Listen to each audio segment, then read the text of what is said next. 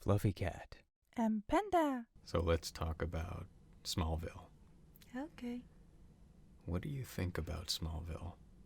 First of all, it's super long. Yeah. It has 9 seasons or 10 seasons. 10 seasons, I think, yeah. So far, we are in the 9th season, I believe. Yeah. Am I correct? Mm-hmm.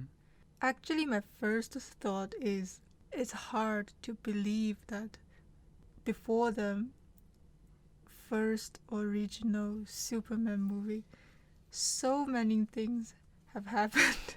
Yeah. No, that is a good point.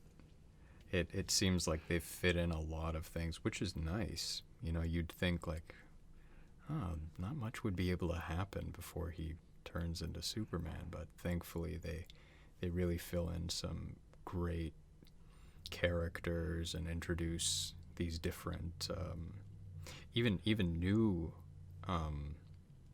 character storylines that make things even more interesting. At least I think. I did preface to you before watching the show that it is an imperfect show, yet it's very entertaining. I'm not sure why. I mean, it just, I don't know, it has such nice elements to it. I find that beginning stage of Smallville when Clark's in the farm with the Kent family. Yeah. It has such a nice glow, even just visually when they're filming everything. It just there's a nice kind of warm feeling to it, and it feels nice. So when you kind of feel like you're part of the family to some degree. At least that's what I felt, and it's really nice, and seeing him experience these new things for the first time, being a youngster that he is, albeit a very masculine youngster. So, you know, I think it's really interesting. And of course, I think Michael Rosenbaum is pretty awesome as the character Lex. And he has such on-screen presence, just the way he presents himself on screen as the character, the way they presented him as a character and giving him these dimensions that aren't just this goofy, one-dimensional Lex Luthor character that's kind of a gag character, which I think sometimes he can be portrayed as. So, yeah, I think he's pretty great. And I think Clark is very fitting. I mean, he looks the part. Like you look at him and you go, oh yeah, that's Clark Kent, you know. Yeah, I mean, for the first few seasons, Yeah. it feels like, it makes sense that this has happened before the first original movie. And what Clark Kent had in his childhood made him the person he is in the future. I understand that. And can I say that maybe the first few seasons are better than the later ones? Sure, you can say that, yeah. And I think even just visually for your eyes, Tom Welling looked much better. Well, I think he maintained a good look throughout, but yeah, of course, you know, the prime Welling is the definitely the first few seasons where he's just, you know, you can tell he's really keeping lean, even body wise. He looked very lean. You can tell he was on that model diet. So, you know, that's always interesting, and it's interesting to analyze. Watching it now, because you realize, oh, he really was lean. You don't have that same perspective when you watch it when you're younger. You just think, oh yeah, he's a big guy, but then you realize, oh, actually he's you know, pretty lean for his frame during those first few seasons. Then of course later on he bulks up, and this is something I was actually curious. I would be curious to know is, did he put on all that weight later on and perhaps that may be why he's, bigger now. Is that because he always had to be bulking to be bigger? Because I think it's kind of ridiculous if they make him, oh, you have to be bigger because you're Superman. I mean, he looked great in the first few seasons. He doesn't need to be a bulking monster. Did they say that he got bulkier because he was asked to do? Well, I'm not sure, but I would imagine that people would want him to be bulkier for just the purposes of, well, Superman is bulky, so we might as well have you be bulky. And it's like, I don't know. I would think that's kind of unnecessary. Or if it was just the fact that he, was just, indulging, that's fine. But I have some feeling that maybe he was made to bulk up to look bigger. And, I can imagine that's why, a weight gain like that would happen over the years, other than slow metabolism and getting older and things like that. Maybe it's out of control because, some people, when they are younger, they look beautiful with great potential to be continuously being beautiful. But Right. as they age, they just change, and you can't control it. Yeah, I think he looks great though still. Just not primal. I feel so bad saying that. He looked great. He looks great. Okay. But yeah, other than that, gosh, what's the other thought I had with regards to Smallville? I think, like you said about it getting, I guess, quote unquote, worse as the series went on. I think you're a little annoyed with some characters where you think to yourself, why are you here? And I know certain things that you don't know, so I don't want to tell you, but at the same time, I'm like, I kind of see You your can point. tell me spoilers. I like spoilers. Yeah, but other people who may be watching it at the same time may not like that, so I can tell you that later. So maybe. when Lex Luthor was there, I kind of get it. Mm-hmm. He has this super obsession with Clark, Yeah. and he wants to discover his secret. I mean, I get it because He's a close friend of his. And not only close go friend, Clark saved him in a car accident. I understand that. Yeah. But after Lex, there was this, gosh, what's her face? Tess something? And Tess Mercer. yeah, Tess Mercer. And I don't know, she just jumped out of nowhere. Like how, I think I know how she is there. I think she thought she owed it to Lex Luthor because he saved her life at some point, and so she thinks she has to, I don't know, Fulfill her duty, or she feels responsible, that kind of thing. For this part, I understand actually.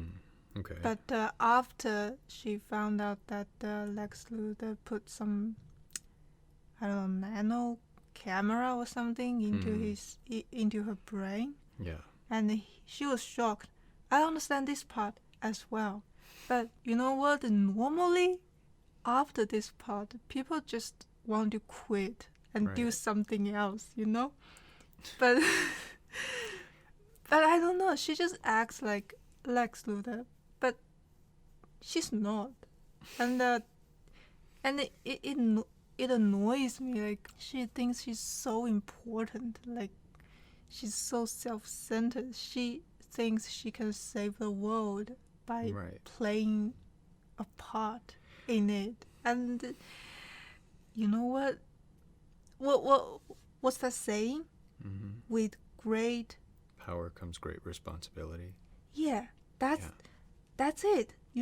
She doesn't have power, but she thinks she has this huge responsibility? I don't get it. Right.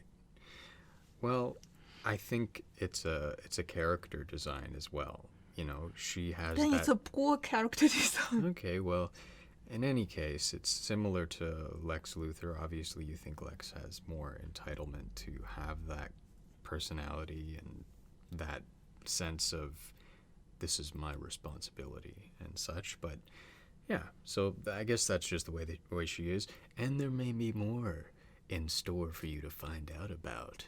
So, you know, it may be very, you know, you may be surprised later to find out some things. But at the same time, I'm sure you'll also kind of be like, oh, you're not that important, even when you find out.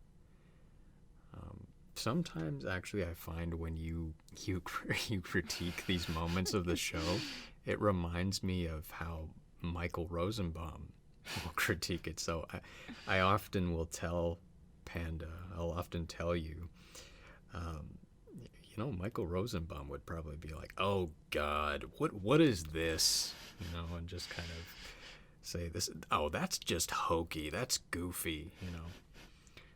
And then there's another thing. I can even accept her as a villain or an annoying character, but I really don't like the plot where she hooks up with that super villain Zod. Oh, This right. is this strange romance just comes out of nowhere. Right. I don't Right. get it. Why? I even don't well, understand the purpose of arranging this. Well, she may be trying to do things in order to advance her own schemes, right? Maybe, or you know, they just happen to be two weirdos together, and they just want to, you know, have carnal passion towards one another, that kind of thing. Oh my god. Maybe it's just me, you know. Well, I don't always want to see romance in shows. Yeah, yeah, Sometimes no romance is okay. It's Yeah. even better. yeah. I don't want to see this kissing and rolling around all the time.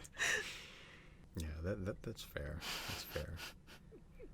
And sometimes you kind of think to yourself, oh, Clark, just move on from this person and just keep at it. But I think that's like reality, though. Sometimes we can stay stuck on people in life, and, you know, we can't, you know, seem to manage to move on. So maybe there's that too. But I know you've even had that same observation when he's, you know, been fixated on Lana or For you know, too long. yeah, For too long. yeah, This is like, yeah, I understand she's your first love. I totally understand it. But even for a first love, it's too long. This obsession's too long. Way too long. yeah. Sometimes it annoys me, especially when Yeah. I'm watching the show. Gosh, you know, watching these scenes is a torture. but I do find one arrangement or plot that I think is pretty nice. Mm-hmm. The That's good. the chemistry between Clark and Lois. That's the one I like. Yeah. I remember when you first came across those two characters and them, you know, creating that, or at least you kind of see their interactions together, and you notice like, oh, you know, these two have chemistry, and I thought, oh, that's interesting that you say that. Yeah, and I like that. It's they have definitely very juxtaposing personalities that seem to mesh really well together. You know, Clark's this mild-mannered guy, and Lois is just, you know, punch him on the shoulder kind of gal. But yeah, it's pretty fun, and you know, they do a good job. I think the part I like better in them is I like to see Clark being shy. Yeah. Is it understandable? Yeah, I get what you mean. Yeah. That stage. Yeah.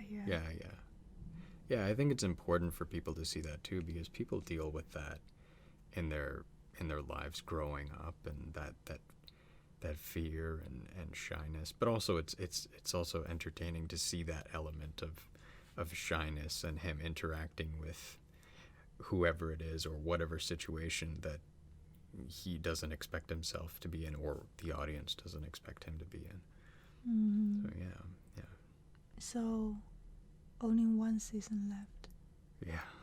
We almost finished the ninth season. And maybe I was thinking, I think I told you before, after Smallville, maybe I want to watch the original Superman movie, the first one. Yeah. And you know what? From this, I noticed a huge difference between shows and movies. Mm-hmm. I think a movie is more concise. It's just a Of course. dense. Yeah. It has this it doesn't waste time. It condenses everything. Yeah, I think that's what I mean. Yeah.